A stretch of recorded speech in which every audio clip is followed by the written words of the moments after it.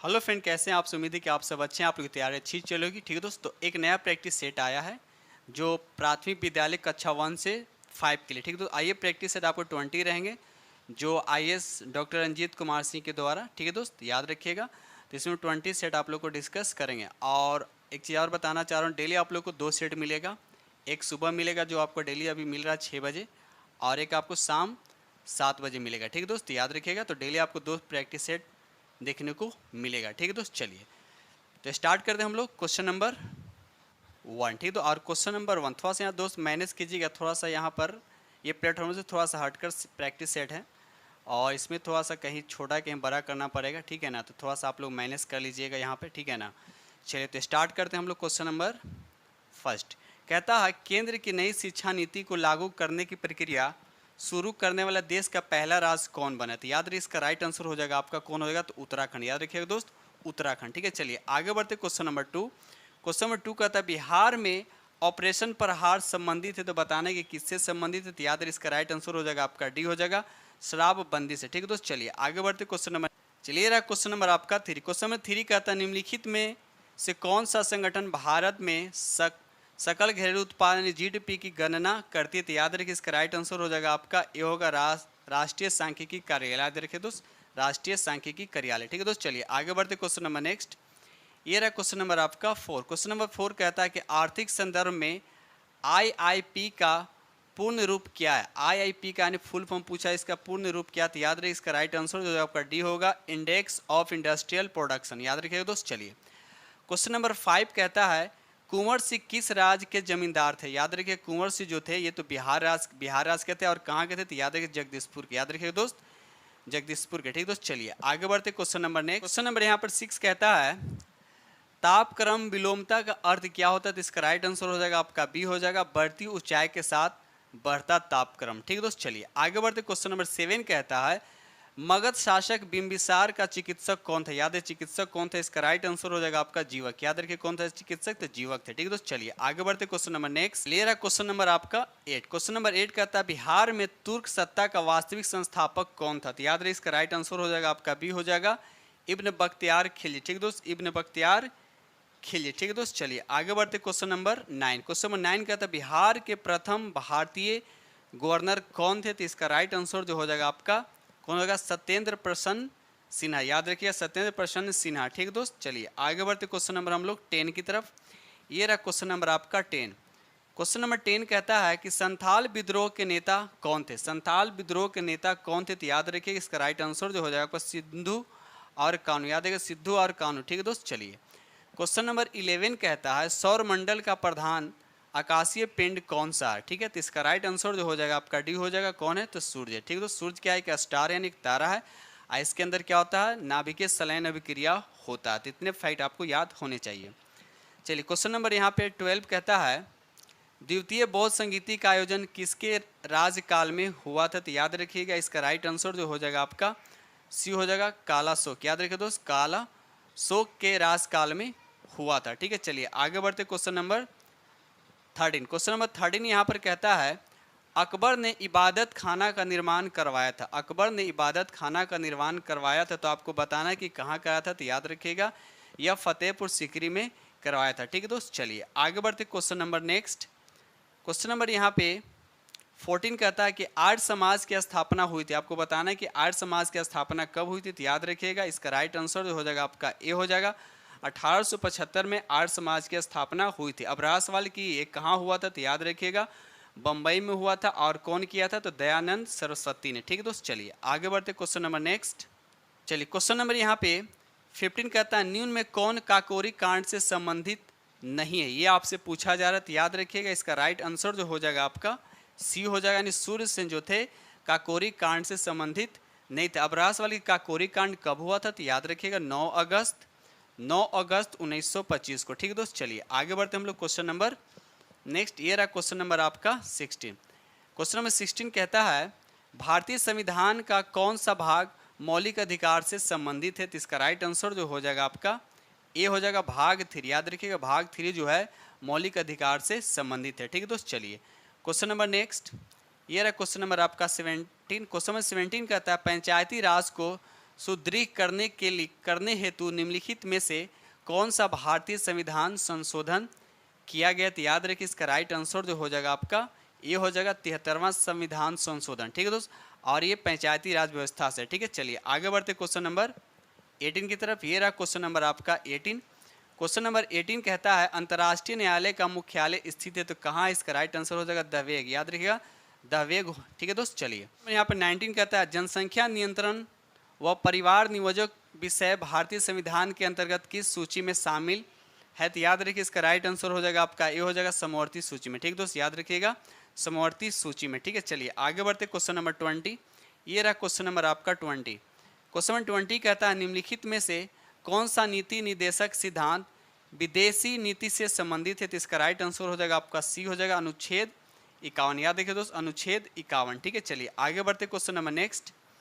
ये रहा question number आपका 21। कहता है करेवा किस प्रकार की खेती के लिए प्रसिद्ध है? करेवा जो है किस प्रकार की खेती के लिए प्रसिद्ध है? तो याद रखिए ये प्रसिद्ध है आपका केसर के लिए। आप केसर सबसे जब पता होगा केसर किस राज्य में होता है तो याद रखिए जम्मू कश्मीर में। इसका मतलब करेवा जो है वह जम्मू कश्मीर में पड़ता है। ठीक है दोस्त, चलिए आगे बढ़ते question number next. Question number 22 कहता है निम्नलिखित शैलों में कौन सी औषधि शैली का उदाहरण है? तो याद रखिए 22 का आंसर हो जाएगा सेल जो है औषधि चट्टानों यानी का उदाहरण है, शैलों का उदाहरण है। ठीक है दोस्त, चलिए क्वेश्चन नंबर यहाँ पर 23 कहता है पुच्छल तारे की पूंछ की दिशा सदैव होती है तो आपको बताना सदैव किस डायरेक्शन में होता है? तो याद रखिएगा सूर्य से ये दूर होता है, हमेशा क्या होता है सूर्य से दूर होता है। ठीक है दोस्त, चलिए आगे बढ़ते क्वेश्चन नंबर नेक्स्ट।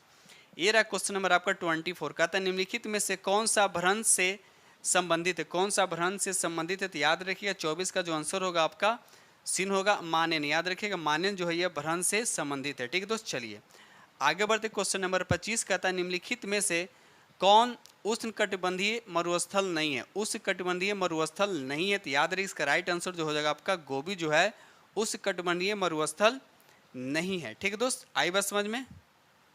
और साथ साथ ये भी याद रखिए कि ये गोबी जो है ये गोबी जो रेगिस्तान है दुनिया का ठंडे रेगिस्तान में से एक है जहाँ तापमान 0 से 40 डिग्री नीचे चला जाता है। ठीक है दोस्त, चलिए आगे बढ़ते क्वेश्चन नंबर नेक्स्ट। ये रहा क्वेश्चन नंबर आपका 26। क्वेश्चन नंबर 26 कहता है निम्नलिखित में से कौन सा शिक्षण सहायक सामग्री महाद्वीपों के अनुपातिक क्षेत्र एवं आकार को दर्शाने में सर्वाधिक उपयुक्त है? तो याद रखिए इसका राइट आंसर जो हो जाएगा आपका ग्लोब हो जाएगा। ठीक है दोस्त, क्या हो जाएगा ग्लोब। ठीक है, चलिए आगे बढ़ते क्वेश्चन नंबर नेक्स्ट। ये रहा क्वेश्चन नंबर आपका 27 कहता है भारत में प्रथम कोयला खान कहाँ खोदी गई थी? याद रखिए इसका राइट आंसर जो हो जाएगा रानीगंज। कहाँ? रानीगंज में। ठीक है, रानीगंज कहाँ? तो याद रखिए ये पश्चिम बंगाल में है। ठीक है दोस्त, चलिए क्वेश्चन नंबर 28 कहता है भारत की जनगणना 2011 के अनुसार सबसे अधिक अनुसूचित जनजाति बताना कौन सा सबसे ज़्यादा अनुसूचित जनजाति है? ठीक है, तो इसका राइट आंसर जो हो जाएगा भील। याद रखिएगा दोस्त भील। ठीक है दोस्त, चलिए आगे बढ़ते हैं। और दूसरे स्थान पर कौन है? तो गोंड है। याद रखिएगा गोंड जनजाति। ठीक है, चलिए आगे बढ़ते question number next. Question number 29 कहता है यू आकार की घाटी निर्माण होता है। यू आकार की घाटी निर्माण होता है तो याद रखिएगा ये किसके द्वारा होता है?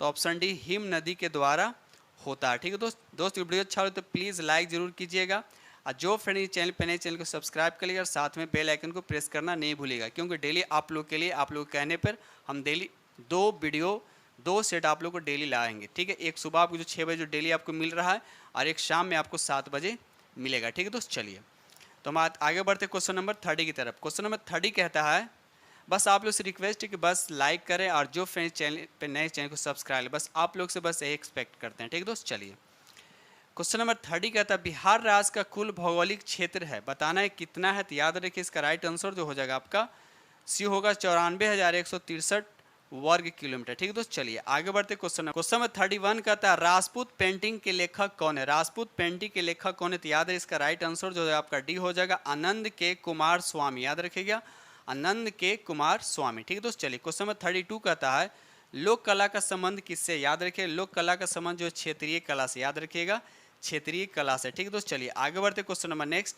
ये रहा क्वेश्चन नंबर आपका 33। क्वेश्चन नंबर 33 कहता है ज्यामितीय डिजाइन कहते हैं। ज्यामितीय डिजाइन किसको कहते हैं? तो याद रखिए इसका राइट आंसर हो जाएगा आपका बी होगा ज्यामितीय आकार से बनी आकृति को। याद रखिएगा। ठीक है दोस्त, चलिए क्वेश्चन नंबर 34 कहता है ऐपन का संबंध किस राज्य से है? ऐपन का संबंध किस राज्य से? तो याद रखिएगा इसका संबंध जो है उत्तराखंड से, याद रखिएगा उत्तराखंड से है। ठीक है दोस्त, चलिए आगे बढ़ते क्वेश्चन नंबर नेक्स्ट। ये रहा क्वेश्चन नंबर आपका 35।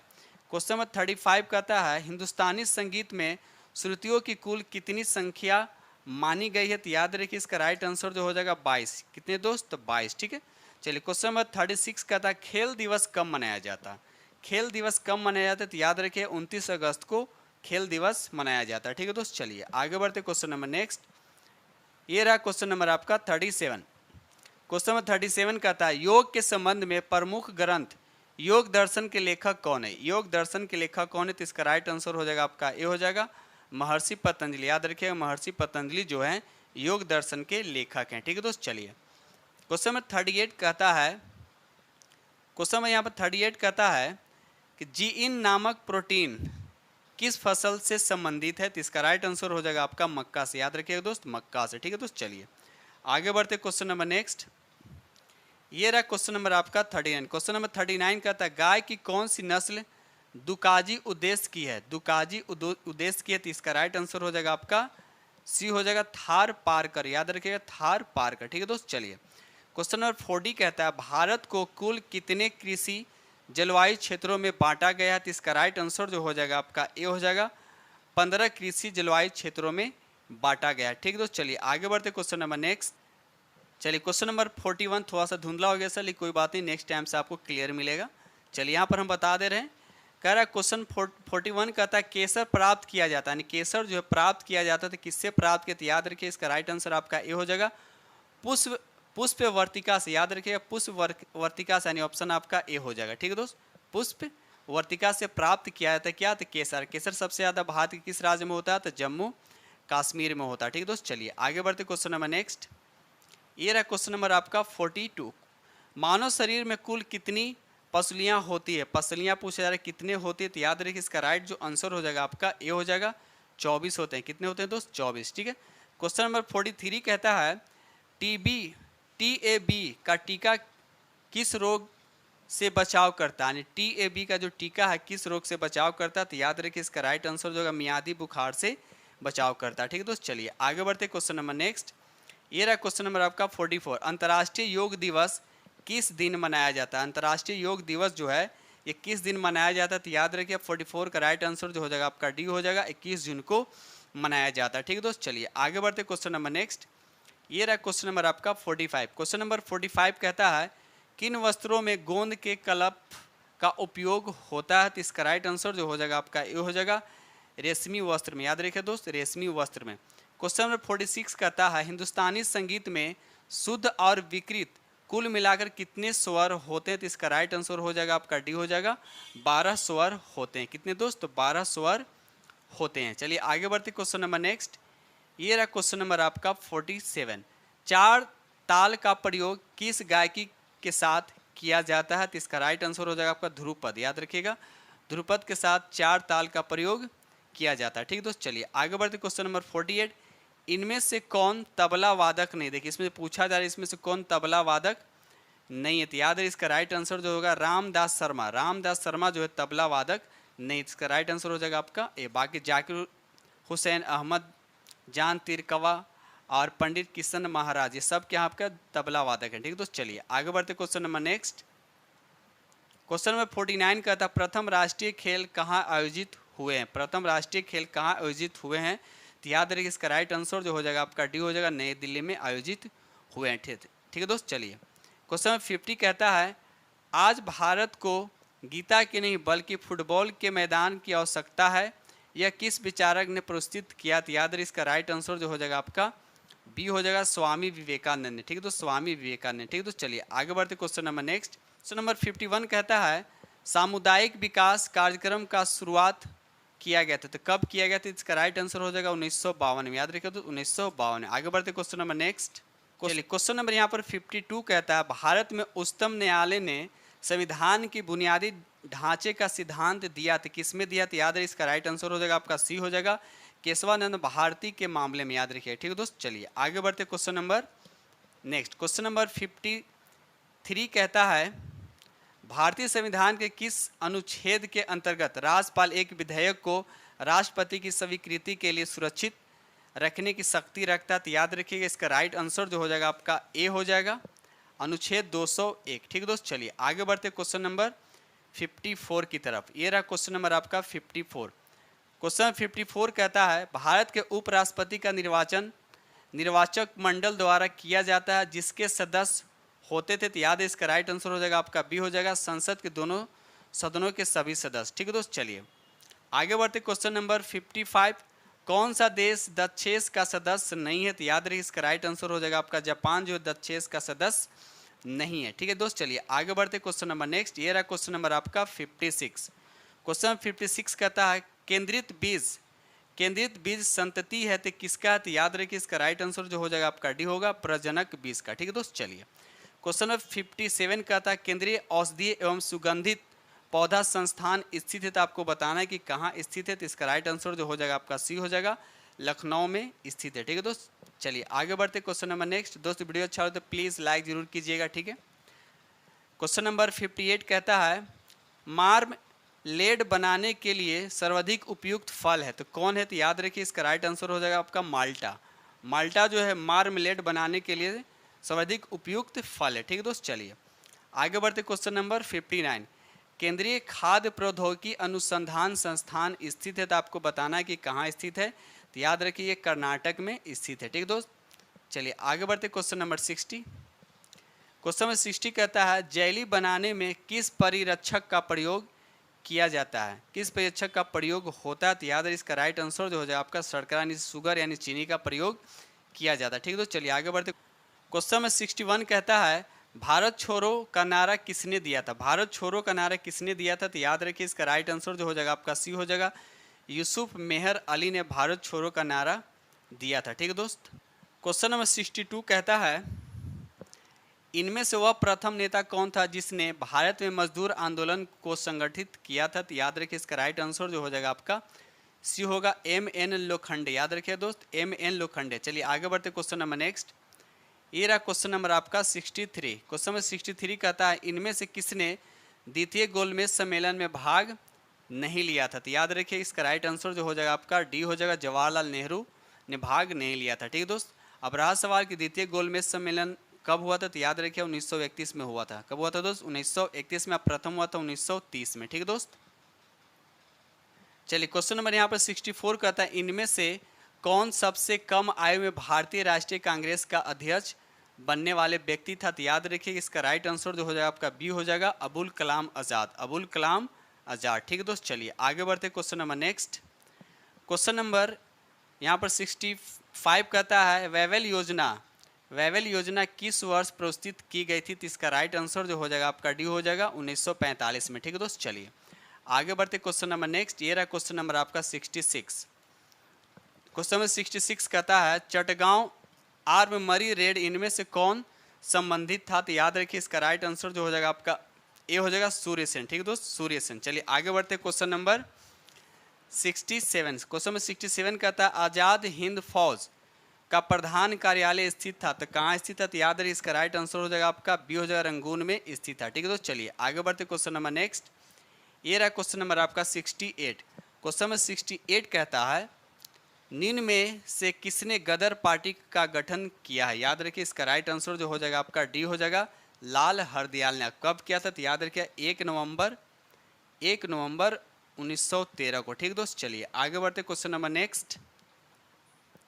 ये रहा क्वेश्चन नंबर आपका 69। क्वेश्चन नंबर 69 कहता है निम्नलिखित में से किसने तीनों गोलमेज सम्मेलन में भाग लिया था? तो आपको तो पता ही होगा तीनों गोलमेज सम्मेलन में कौन भाग लिए थे। तो डॉक्टर B.R. अम्बेडकर। तो यहाँ ऑप्शन ए बी में नहीं है तो सी में तो होना चाहिए सी। चलिए तो यहाँ पर राइट आंसर जो हो जाएगा आपका सी हो जाएगा, B.R. अम्बेडकर जो थे तीनों गोलमेज सम्मेलन में भाग लिए थे। ठीक है दोस्त, चलिए आगे बढ़ते क्वेश्चन नंबर 70 कहता है निम्नलिखित में से किसने क्रांतिकारियों के संगठन अभिनव भारत को संगठित किया था? तो याद रखिए इसका राइट आंसर जो हो जाएगा आपका सी हो जाएगा, विनायक दामोदर सावरकर। ठीक है दोस्त, चलिए आगे बढ़ते question number next. Question number 71 का था यदि जल प्रदूषण इसी गति से होता रहा तो अंततः क्या होगा, यानी अंत में क्या होगा? याद है इसका राइट आंसर जो आपका डी होगा, जलीय जीवन के लिए ऑक्सीजन अनुपलब्ध हो जाएगा। ठीक है, तो इस तरह से क्या होगा, जलीय जंतु क्या हो जाएंगे, मर जाएंगे। ठीक है दोस्त, चलिए आगे बढ़ते क्वेश्चन नंबर नेक्स्ट। आगे बढ़ते क्वेश्चन नंबर 72 कहता है सरकार की बाघ परियोजना का उद्देश्य है, तो क्या ये उद्देश्य, इसका राइट आंसर जो हो जाएगा आपका सी हो जाएगा, भारतीय बाघ को समाप्त होने से बचाना। ठीक है दोस्त, चलिए आगे बढ़ते क्वेश्चन नंबर नेक्स्ट। ये रहा क्वेश्चन नंबर आपका 73। कहता है निम्नलिखित में से कौन पक्षियों का महाद्वीप के नाम से जाना जाता है, तो इसका राइट आंसर जो हो जाएगा आपका सी होगा, दक्षिण अफ्रीका जो है पक्षियों के महाद्वीप के नाम से जाना जाता है। ठीक है दोस्त, चलिए आगे बढ़ते क्वेश्चन नंबर नेक्स्ट।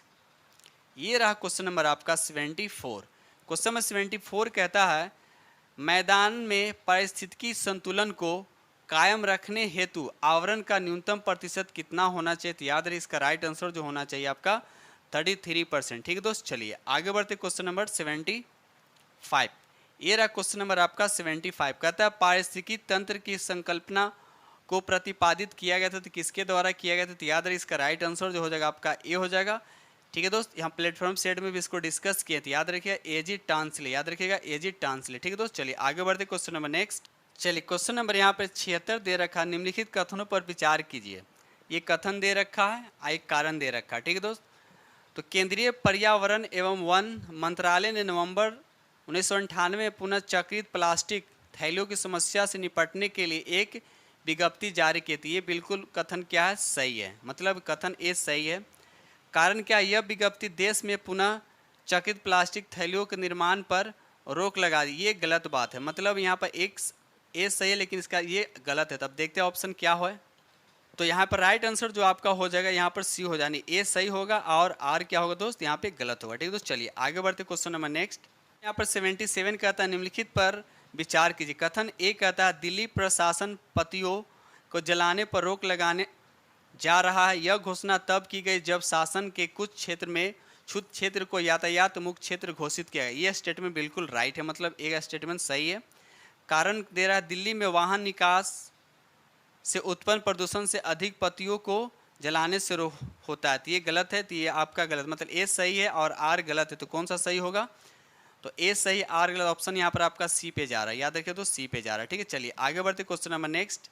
चलिए क्वेश्चन नंबर 78 कहता है निम्नलिखित कथनों में से कौन समपारिस्थितिकी के लिए सही है, तो याद रखिए इसका राइट आंसर जो हो जाएगा आपका बी हो जाएगा। यह जैव समुदायों के जटिल पारंपरिक संबंधों को अध्ययन है। ठीक है दोस्त, इसका राइट आंसर हो जाएगा आपका बी हो जाएगा। ठीक है दोस्त, चलिए आगे बढ़ते क्वेश्चन नंबर नेक्स्ट। फिर आपका कथन और कारण दे रखा है। ठीक है, चलिए यहाँ पर देखते हैं हम लोग।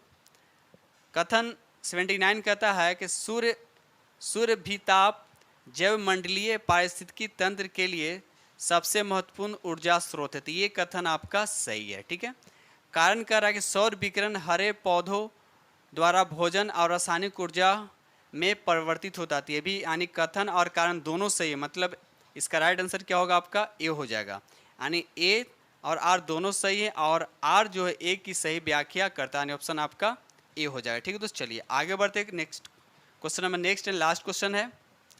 क्वेश्चन नंबर 80 कहता है पारिस्थितिकी के जनक हैं, कौन जनक है, तो इसका ये आंसर कौन हो जाएगा, याद रखिए इसका राइट आंसर जो हो जाएगा आपका ए हो जाएगा, अर्नेस्ट हेक्ले, याद रखिए दोस्त अर्नेस्ट हेक्ले इसके जनक है। तो इस तरह से हमने आप लोगों के साथ एटीएमसी को डिस्कस किया हूँ और उम्मीद करता हूँ कि ये नया सेट जो रंजीत कुमार सिंह के द्वारा जो आईएएस हैं उनके द्वारा आया है। ठीक है दोस्त, उम्मीद करता हूँ ये आप सेट आप लोग को बहुत ही पसंद आएगा।